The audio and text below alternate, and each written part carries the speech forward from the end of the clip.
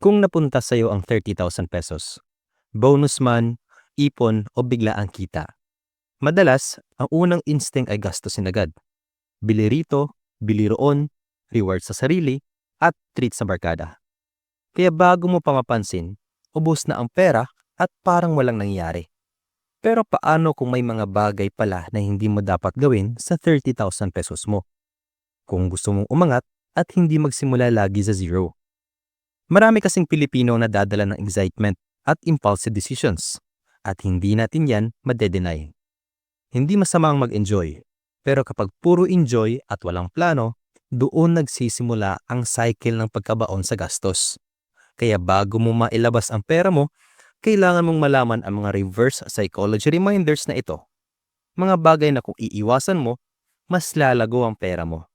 Kaya sa video na ito, pag-uusapan natin ang top mistakes na ginagawa ng karamihan pag may hawak silang 30,000 pesos. At sa huli, ang pinaka-guilty ang lahat ng Pilipino. Kaya't makinig hanggang sa last video. Hindi ito tungkol sa pagtipid lang, kundi tungkol sa pagdesisyon na may direksyon at purpose. Number 1. Huwag mong gamitin lahat sa biglaang pagbili. Kapag hawak mo ang 30,000 pesos, napakadaling matukso. Parang bulaklak na bagong yembro ng tagsibol. Kaakit-akit at mahirap tanggihan. Minsan, bago mo pa man mapigilan ang sarili mo, bibili ka agad ng bagong cellphone or gadget na matagal mo nang tinitingnan. Oo, may kasamang sigla at kilig ang ganitong pagbili. Parang ligayang dumadampi sa puso kapag may bago kang gamit. Pero pagkatapos ng saya, dumarating ang katahimikan. At dito mo mararamdaman ang bigat. Wala ka nang natitira para sa emergency. Wala nang reserba para sa biglaang gastusin. At higit sa lahat, wala kang nailaan para sa maliit man lang na puhunan na pwede magparami ng pera mo. Ang bagay na minsan ay nagpapasaya sa iyo, nagiging paalala ng oportunidad na nakalampas.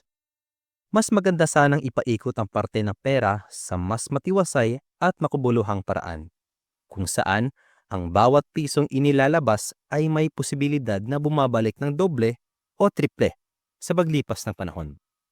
Sa halip na bigla ang pagbili, piliin ang mabagal ngunit matalinong pagdesisyon. Parang pagtatanim ng punla na unti-unting yayabong, magbibigay lilim at magbubunga para sa kinabukasan mo. Bago tayo magpatuloy, ini-invite ko kayong i-like at i-follow ang ating channel para sa updated at karagdagang kaalaman sa usapang pinansyal. Maraming salamat. Number 2. Huwag mong ilagay sa negosyong hindi mo naintindihan. Madalas, kapag may narinig tayong trending na negosyo, milk tea, ukay-ukay, sabon, or online store, parang ang dali-daling pasukin. Lalo na kapag puro success stories ang nakikita mo sa social media. Uy, kumikita sila, baka kaya ko rin. Kaya ayun, bigay agad ng 30,000 pesos, bahala na si Batman. Pero ang problema, minsan hype lang. Yung sinusundan mo, hindi yung actual na sistema ng negosyo. Wala kang masyadong alam na suppliers, walang malinaw na target market, tapos hindi mo rin napag-isipan ang pricing o puhunan na babalik. Pag lumabas ang mga unexpected na gastos, biglang parang bula na lang yung puhunan. Ang ending, nalugi at hindi dahil mahina negosyo, kundi dahil hindi mo muna inaral. Mas okay sana kung hinay-hinay muna. Kilalanin mo yung market, usisain ang suppliers, tanungin ang mga taong may experience at intindihin kung paano kikita yung negosyo bago sumabak. Kasi kahit maliit ang puhunan, basta may alam ka, mas malaki ang chance na lumago kaysa masunog ng isang iglap ang pera mo. Number 3. Huwag mong i-all in sa isang taong nanghihiram. Alam mo yung classic na linya na, pahiram mo na, ibabalik ko next week. Sa tono pa lang, parang sincere. Para talagang gusto mong tulungan kasi mukhang kailangan naman nila. Kaya sige, bigay mo yung pera.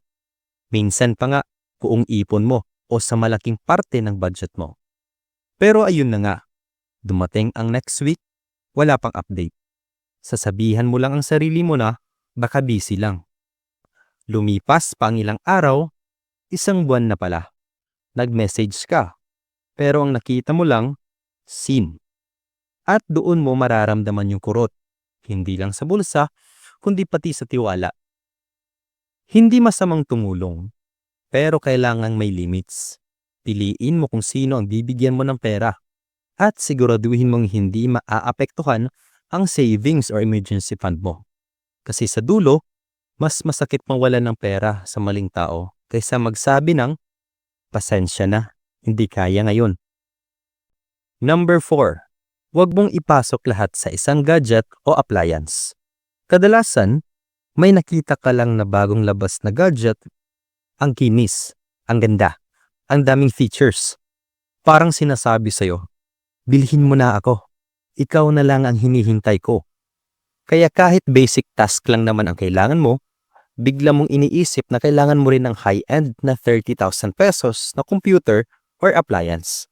Pero kapag umuwi ka na, doon mo ma-realize, ay pang-internet at documents lang palang gamit ko. At doon papasok yung paghihinayang.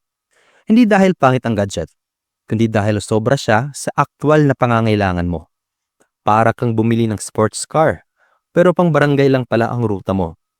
Kung hindi naman pang trabaho, pang business, or pang income yung gadget, technically, luxury lang siya. Kaya imbes na ubusin mo agad ang buong pera mo sa isang bagay na hindi mo naman mapapakinabangan ng todo, mas okay kung practical muna. Piliin mo yung sapat sa needs mo. Hindi yun nagpapabigat sa wallet mo. Sa dulo, mas masarap sa feeling yung gadget na swak sa budget at pangangailangan. At may natira ka pang pera para sa mas mahalaga at mas kumikitang bagay. Number 5. Huwag mong itabi lang sa wallet or GCash nang walang purpose. Alam mo yung pakiramdam na may extra kang pera sa wallet or GCash. Tapos iniisip mo, okay lang, hindi ko muna gagalawin. Pero ayun, kada labas mo, may nabibili kang maliit na bagay. Tubig, kape, load, food trip, hanggang sa hindi mo na namamalayan, lumiliit na siya ng lumiit. Kasi totoo, kapag walang plano ang pera, parang usok na unti-unting nawawala. Hindi mo mapapansin hanggang sa huli na. Iniisip mo nakaipon ka, pero pag check mo, ha? Saan napunta ito? Hindi dahil maluho ka, kundi dahil hindi mo siya binigyan ng sapat na direksyon. Mas maganda kung may purpose agad. Kahit simpleng pang-emergency, pang-invest, o pang-side hustle. Kasi kapag may pangalan ang pera mo, hindi mo siya basta-bastang mauubos. Mas mindful ka, intentional, at mas kontrolado mo ang daloy. At sa totoo lang, ang sarap sa feeling ng pera na hindi basta ginastos, kundi pinangangalagaan. Ang 30,000 pesos ay hindi maliit, pero mabilis itong mawala kung hindi mo aalagaan. Kaya't laging tandaan, huwag biglaan. Huwag padalos-dalos. Huwag mag-invest sa hype. Huwag umutang ng problema. At huwag hayaang naka-idle ang pera. Ang tamang desisyon ngayon ay magbibigay ng return sa'yo sa mga susunod na buwan at taon.